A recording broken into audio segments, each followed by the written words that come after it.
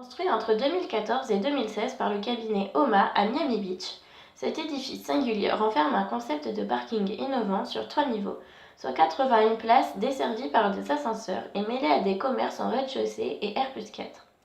Il appartient au complexe Faena District qui regroupe logements, lieux culturels et stationnement dans 3 bâtiments à fort caractère.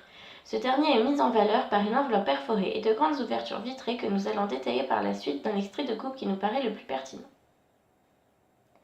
L'ensemble est composé d'une structure mixte que nous supposons en béton armé. En effet, on retrouve au centre du bâtiment des grands voiles béton constituant la cage d'ascenseur et les accès aux différents niveaux.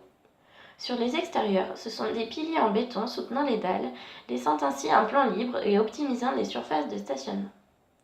11 câbles en acier horizontaux y font office de garde-corps.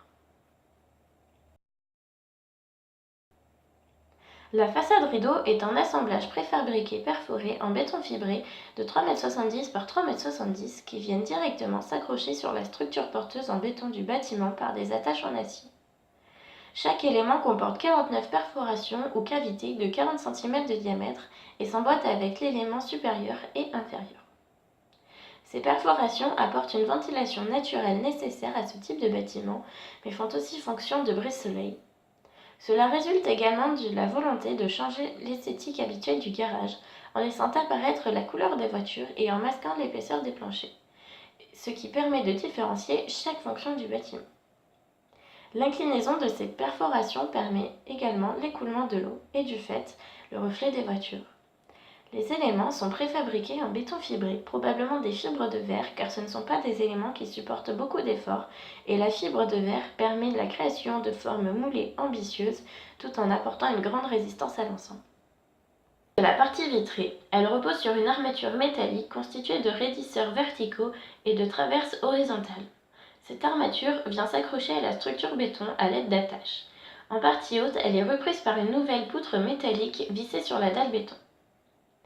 Des plaques de verre de même dimension que les panneaux en béton perforé viennent se poser sur ces armatures.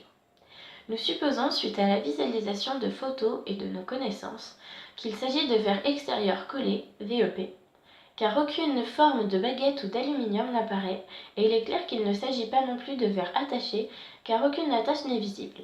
Le verre est donc maintenu à l'armature à l'aide de mastiques, sorte de joint en silicone qui assure l'étanchéité et absorbe les vibrations. Enfin, le motif de la façade est repris par des plaques préfabriquées reposant sur les parties hautes de la structure, mais les perforations ont été remplacées par des aspérités permettant ainsi l'écoulement de l'eau et aussi de conserver une esthétique homogène.